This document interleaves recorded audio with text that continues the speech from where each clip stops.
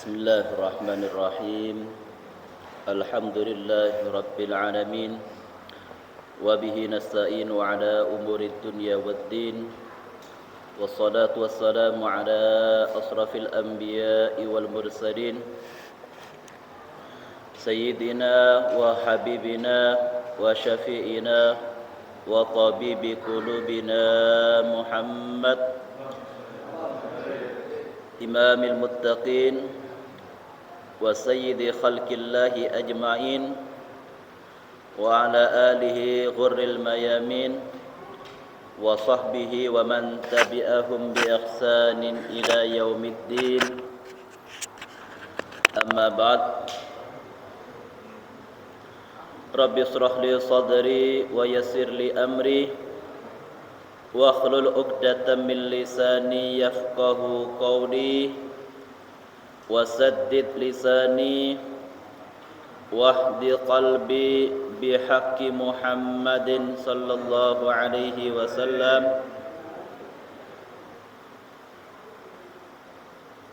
Pertama-tama marilah kita sama-sama memuji syukur kepada Allah Subhanahu wa taala atas limpahan rahmat, atas limpahan karunia, terutama nikmatul iman wal Islam dan nikmat-nikmat yang lainnya yang tidak bisa kita hitung jumlah yang telah diberikan kepada Allah Subhanahu wa taala kepada kita semua, dari mulai kita bangun sampai saat ini, terutama nikmatul iman wa nikmatu at-ta'allum wa tafaqquh fid din, yaitu terutama nikmat iman dan nikmat dimudahkan kita untuk memahami agama yang dibawa oleh baginda Nabi Muhammad sallallahu alaihi wasallam.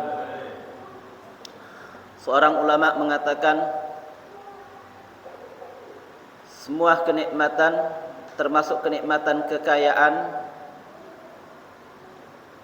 diberikan oleh orang kafir ataupun orang muslim. Tapi nikmatul at-tafaqquh fid din, yaitu nikmat dimudahkan kita untuk memahami ilmu agama, adalah suatu kenikmatan yang diberikan oleh Allah Subhanahu wa taala kepada orang-orang yang dicintai, orang-orang yang dipilih oleh Allah Subhanahu wa taala. Maka seharusnya dan sewajibnya bagi kita semua untuk meningkatkan rasa syukur karena kita telah diberi kenyamanan, kenikmatan untuk menjalankan ibadah, dari ibadah salat fardu berjamaah, ibadah berkumpulnya kita untuk memahami ilmu-ilmu, terutama hadis-hadis yang disampaikan oleh baginda Nabi Muhammad sallallahu alaihi wasallam. Pada pertemuan kali ini, pada malam ini, kita sampai kepada hadis yang ke-19 dalam kitab Arba'in An-Nawawi yang dikumpulkan oleh Imam An-Nawawi rahimahullahu taala wa nafa'ana bi ulumihi wa bi ulumikum fid dharaini amin.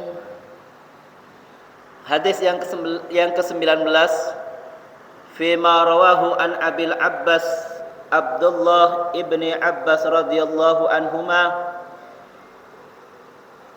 Hadis yang diriwayatkan oleh sahabat Abdullah ibnu Abbas radhiyallahu anhuma, qala qultu khalfa Rasulillah sallallahu alaihi wasallam. Beliau mengatakan, di suatu hari aku berada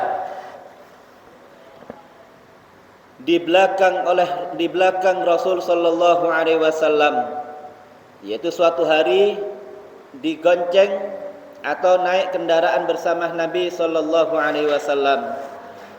Faqala, maka Nabi sallallahu alaihi wasallam mengatakan, ya ghulam, inni u'allimuka bi kalimatin.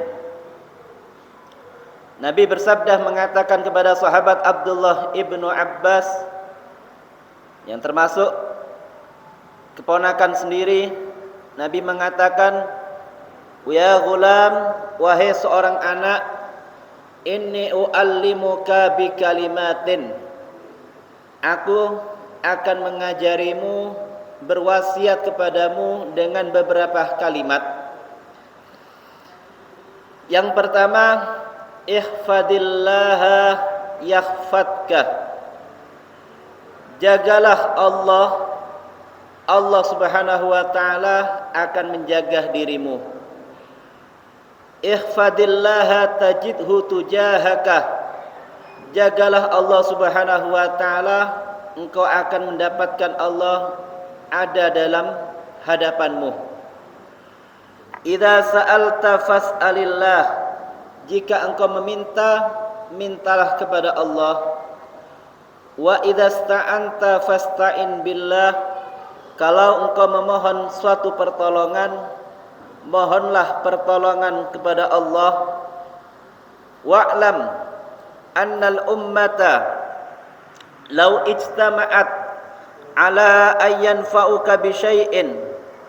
Dan ketahuilah, andaikan seluruh manusia berkumpul untuk memberimu suatu manfaat, mereka tidak akan memberimu suatu kemanfaatan kecuali apa yang telah ditentukan oleh Allah Ta'ala.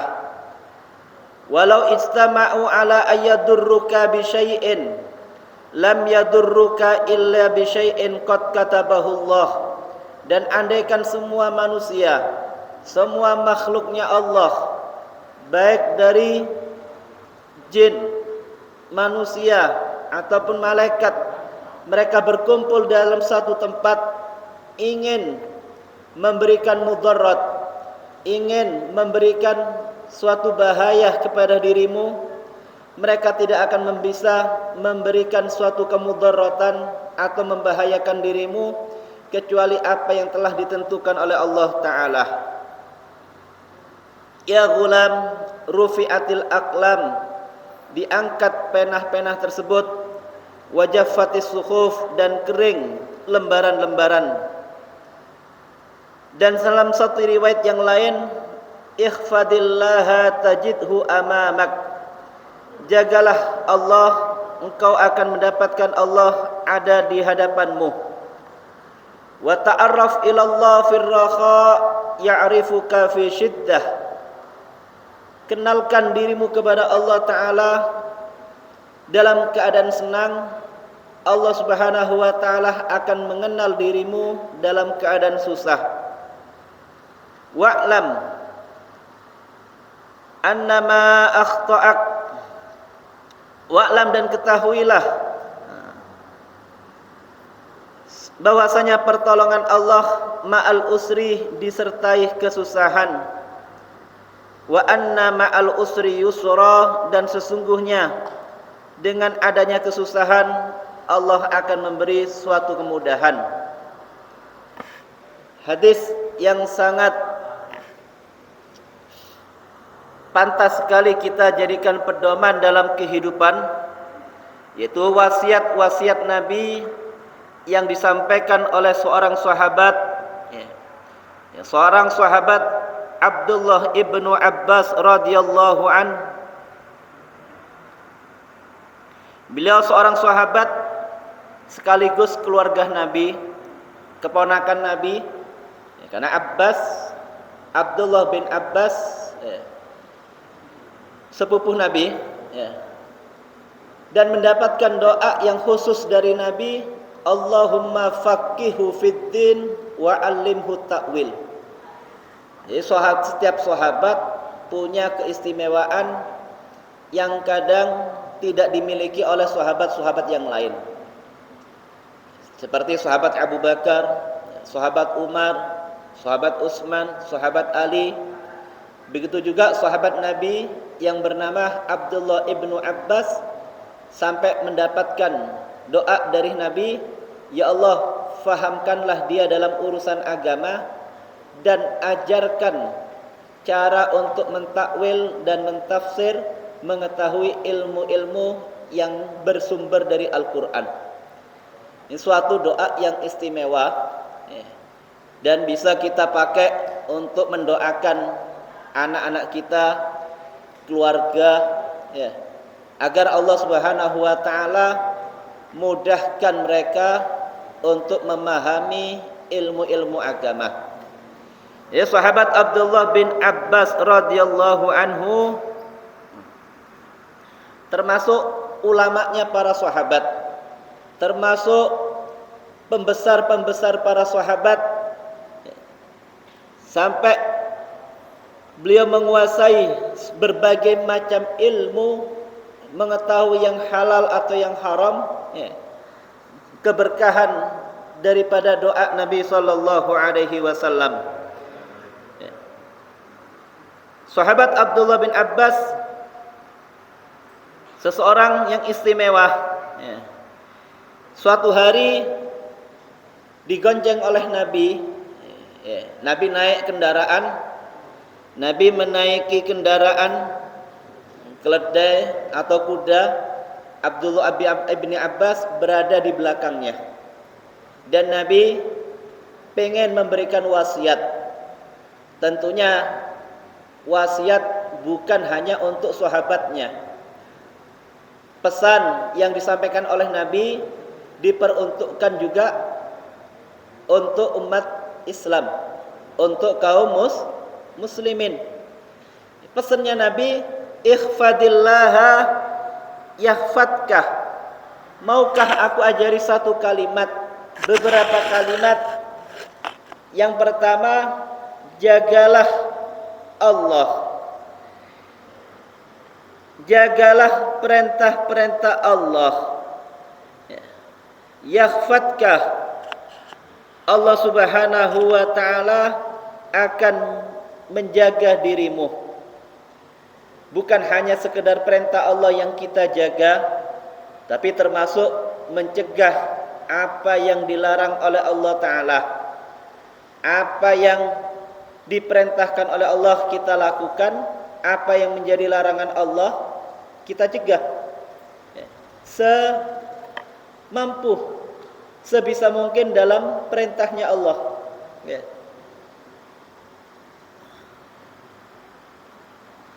Yakhfadkah, Allah akan menjagamu. Bukan hanya menjaga kita, Allah akan menjaga keluarga, anak, harta, dunia, dan yang gak kalah penting agama. Kalau seseorang sudah memperhatikan apa yang menjadi perintahnya Allah, gampangannya orang tadi menjadi orang-orang yang soleh, termasuk orang-orang yang salihin. Wa kunu ma'as salihin. Dalam ayat yang lain, wa kunu ma'as shadiqin, dan berkumpullah kalian dan jadilah kalian bersama orang-orang yang as-shadiq, yang benar-benar mau mentaati apa yang telah menjadi perintahnya Allah. Tapi kadang kita enggak, kadang lebih mematuhi perintah atasan dan nyepelekan perintah Allah. Le atasan merintah cepat, tapi Allah merintah sering nunda-nunda. Sering menunda-nunda. Padahal Allah Subhanahu wa taala jamin dalam surat Al-Qur'an, surat An-Nahl ayat 97, qala Allah taala, jaminan dari Allah Subhanahu wa taala, man amila salihan min dzakarin wa unsa lanuhyiyannahu hayatan thayyibah.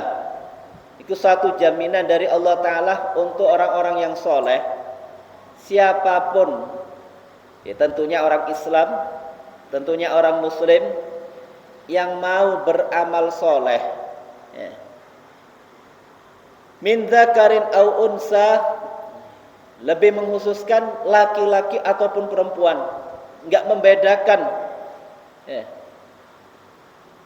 lanuhyiyannahu hayatan thayyibah, Allah Subhanahu wa taala akan memberikan keistimewaan, kehidupannya diberikan kehidupan yang tenang, kehidupannya diberikan kehidupan yang tentram. Sebagian ulama mentafsiri hayatan thayyibah mempunyai arti kehidupannya diberi sifat qanaah. Orang tadi akan mempunyai sifat qanaah karena sudah melakukan suatu amal soleh.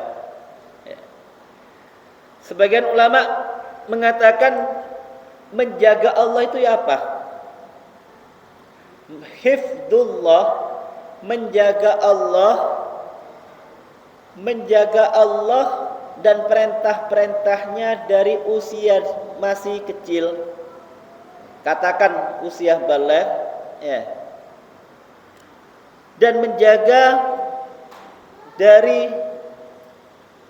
usia dewasa dari apa yang dilarang oleh Allah Ta'ala. Anggota tubuhnya dijaga bukan ketika dewasa, tapi sejak usia masih balita, masih anak-anak, dia mau menjaga pendengarannya, mau menjaga penglihatannya, mau menjaga akal pikirannya, mau menjaga tangan dan kakinya dari hal-hal yang dilarang dan diharamkan oleh Allah Ta'ala. Sampai saat diceritakan seorang ulama yang bernama Asy-Syaikh Ahmad bin Husain Al-Asfihani, pengarang kitab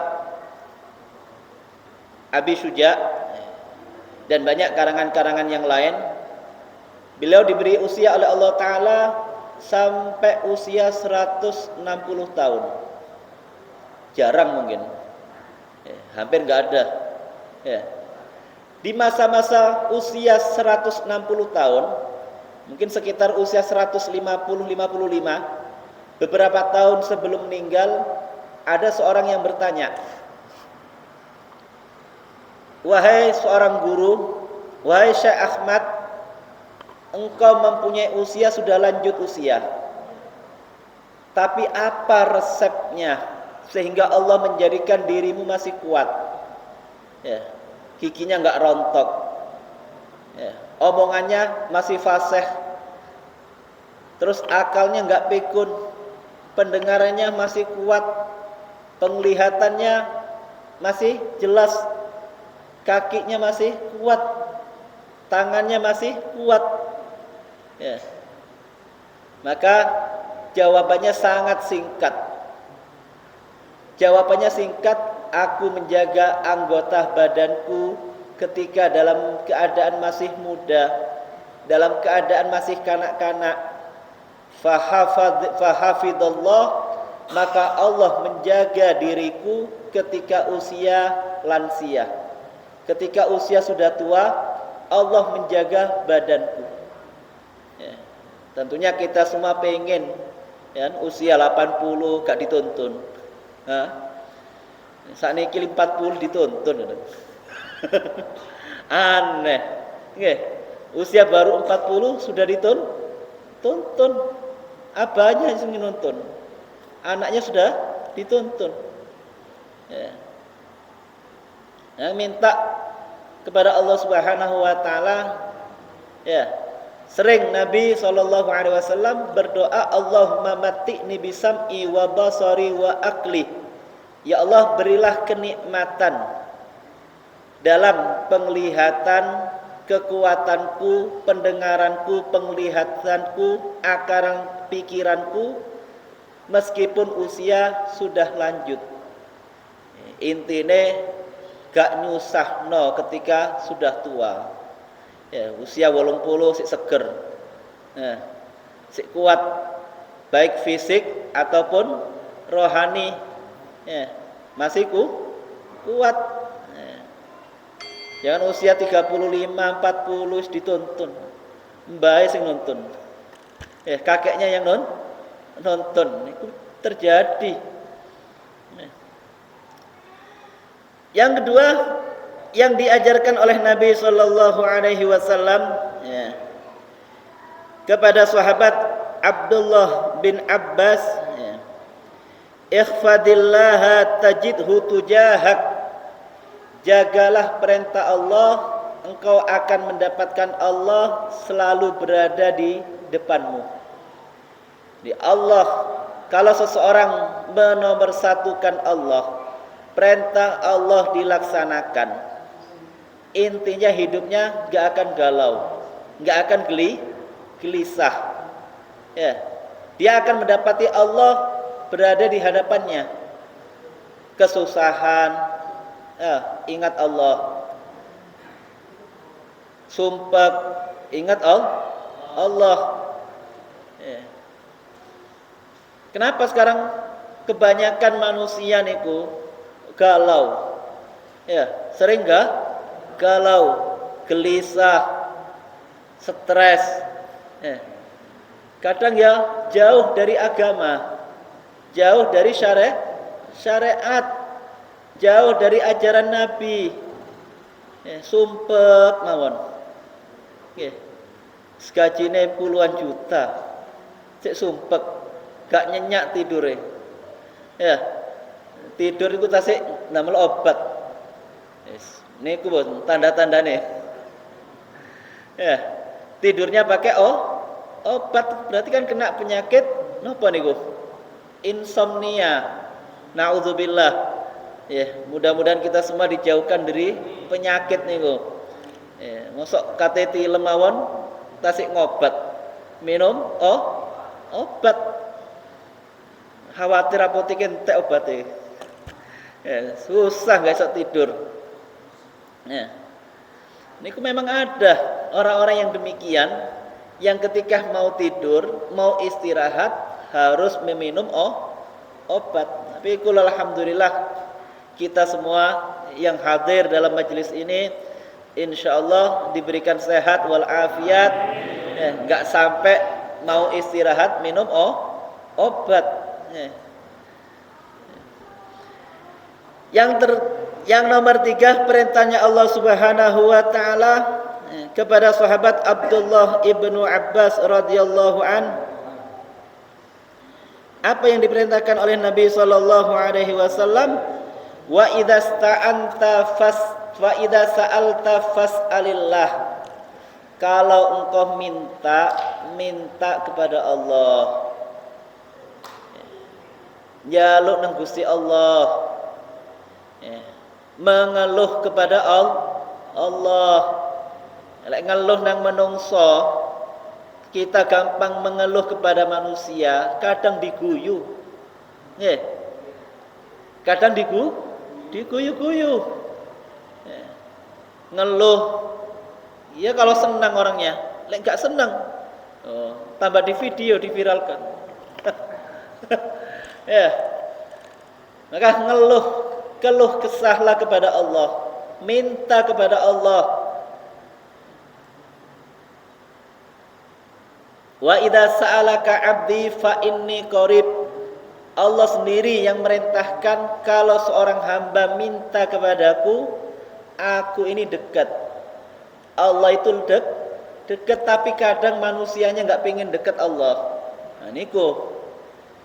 Maka manusianya enggak pengen dekat Allah, enggak pengen dekat dengan Tuhannya, enggak pengen dekat kepada Sang Pencipta. Ya. Mintai ke dukun tok, wong dukun yang melarat. Hah? Mintai ke dukun. Ya. Nemu sugihan. Dukune ya gak sugih-sugih. Minta kepada Allah. Ya, jangan sampai menyekutukan Allah. Jangan sampai musyrik. Itu satu hal yang penting. Baik yang berkaitan dengan dunia, lebih-lebih dengan akhirat. Gak ada apa-apanya dunia di sisi Allah. Ya. Wa idza sta'anta fasta'in billah. Kalau engkau mau minta pertolongan urusan dunia ataupun akhirat, urusan keluarga, anak, minta tolong kepada Allah. Ya Allah, ya, anakku tambeng. Ya Allah, duwe anak nakal. Sampai buka no hatine. Bukakan hati istriku. Ya. Gak mari-mari belanja online. Misale. Ya. Boleh senang onlinean kabeh sing ditumbas. Contohnya. Tapi lek suatu kepentingan gak ada salahnya. Kadang yang dibeli gak penting. Ya, suatu gak penting dibeli kan eman. Ya. Kadang yang ngoten. Seorang suami kadang membeli suatu gak penting, ngikuti hawa nafsu. Ya. Wa idza sta'anta fasta'in billah. Kalau engkau mohon suatu pertolongan, jangan meminta kepada makhluk, mintalah kepada Khalik, minta kepada yang menciptakan. Ya.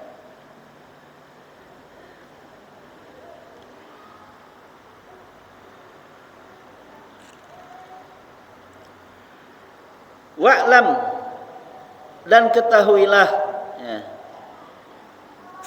seandainya berkumpul semua umat pengen mencelakai kita, pengen memberikan suatu mudarat, ya, pengen memberikan suatu rencana yang jahat, ya. Tapi kalau Allah enggak menghendaki, ya, Allah enggak menghendaki, maka semuanya enggak akan terjadi. Seperti Rasulullah ketika pengen hijrah, ya, kan, sudah dikepung oleh orang-orang kafir Quraisy, ya, dari semua penjuru rumah, ya, dari semua kabilah, semua suku mengelilingi rumahnya Rasul. Tapi apa? Ketika Rasulullah keluar, mereka dalam keadaan tertidur. Sehingga Nabi berangkat dengan aman dan menggantikan posisi Rasulullah, digantikan oleh Sayyidina Ali. Itulah penjagaan Allah lebih kuat daripada penjagaan manusia. Aman rumahku ono satpame. Oh, satpame yang ngantuk. Satpame yang ngantuk. Bahkan tidurnya lebih awal. Tidurnya lebih dulu. Yang punya rumah belum tidur, satpamnya wis ngorok. Ya. Kan makanya jangan minta penjagaan dari manusia, minta penjagaan dari Allah. Wis aman dari penjahat, aman dari maling. Ya. Aman dari orang yang menyakiti. Tapi Allah menghendaki orang tadi kecelakaan. Enggak sampai keluar rumah, kepleset, jatuh. Enggak harus keluar rumah. Meskipun dijaga dengan penjagaan yang ketat. Tapi kalau Allah Subhanahu wa taala menghendaki orang tersebut dalam keadaan membahayakan, orang tadi tetap akan terselamatkan. Tapi seandainya mereka itu berkumpul pengen mencelakai, pengen memberikan suatu kemanfaatan, tapi kalau Allah enggak menghendaki, orang tadi enggak akan dapat suatu manfaat. Ya. Misalnya, ya, orang tadi sudah berusaha pengen mendapatkan manfaat. Allah Subhanahu wa taala menentukan orang tadi enggak dapat apa-apa. Ya. Tetap apa yang telah ditentukan oleh Allah, ketentuan oleh Allah, takdir dari Allah lebih kuat. Ya.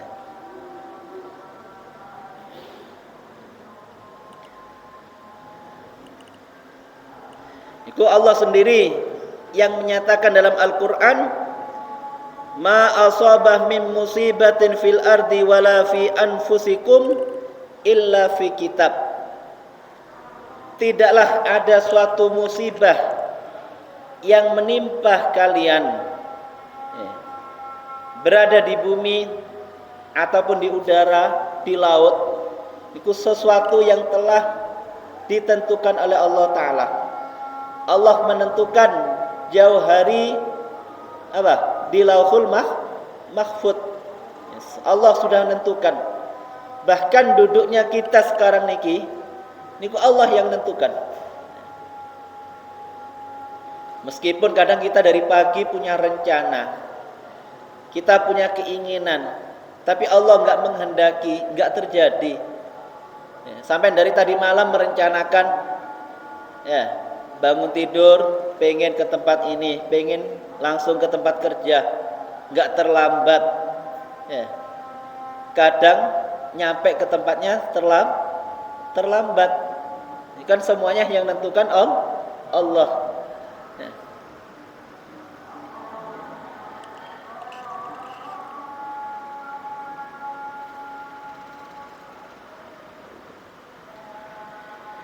Dalam satu riwayat yang lain, ikhfadillaha tajidhu amamak. Jagalah perintah Allah, engkau akan mendapati Allah ada di hadapanmu. Jadi Allah Subhanahu wa taala akan selalu menolongmu. Jadi engkau merasa tenang kalau kita menyerahkan semua urusan kepada Allah. Yang terakhir, ta'arraf ilallah fir raha ya'rifuka fi syiddah. Yani kenalkan dirimu kepada Allah. Dekatkan dirimu kepada rahmatnya Allah. Dekatkan kepada ridhonya Allah. Dekatkan kepada ketaatan kepada Allah. Dan menjauhi apa yang menjadi larangan dan kemaksiatan. Serta mensyukuri apa yang menjadi nikmatnya Allah dalam keadaan lapang, dalam keadaan senang. Allah akan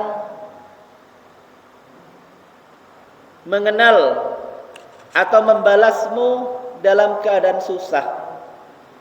Tapi kan kadang orang itu terbalik, dekat kepada Allah ketika susah, waya senang lali. Ake-ake ngoten. Ketika seorang tadi dalam keadaan susah, kebanyakan mereka ahli ibadah. Wae susah, wae jatuh ekonominya, nyedek pun. Salat hajat, salat tasbih, istighosahan, manakiban, maning sedaya dilampahi. Ketika dalam keadaan susah, coba oleh kenikmatan payu sawai, payu tanahnya, laku tanahnya, omsetnya naik, penghasilannya bertambah atau gajinya meningkat. Kadang lupa usahaku nih, enggak meyakini kalau niku nikmat dari Allah niki usahaku, kerja kerasku, ngelembur, enggak kurang menyerahkan semuanya kepada Allah. Kate tak notno zakate, eman, capek puluhan tahun,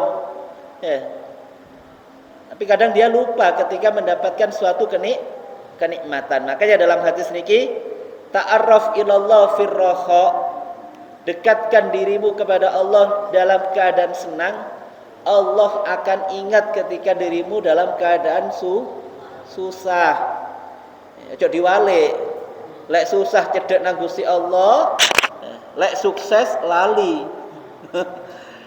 Sampean walik. Sampean senang oleh kenikmatan, selalu dekat kepada Allah, wayai susah insyaallah bakal ditolong oleh Allah. Insyaallah wonten mawon. Jalan yang diberikan oleh Allah niku ada bagi orang-orang yang mau taqarrub dan mendekatkan diri kepada Allah Subhanahu wa taala. Ya'rifuka fi syiddah, Allah akan mengenalmu dalam keadaan susah.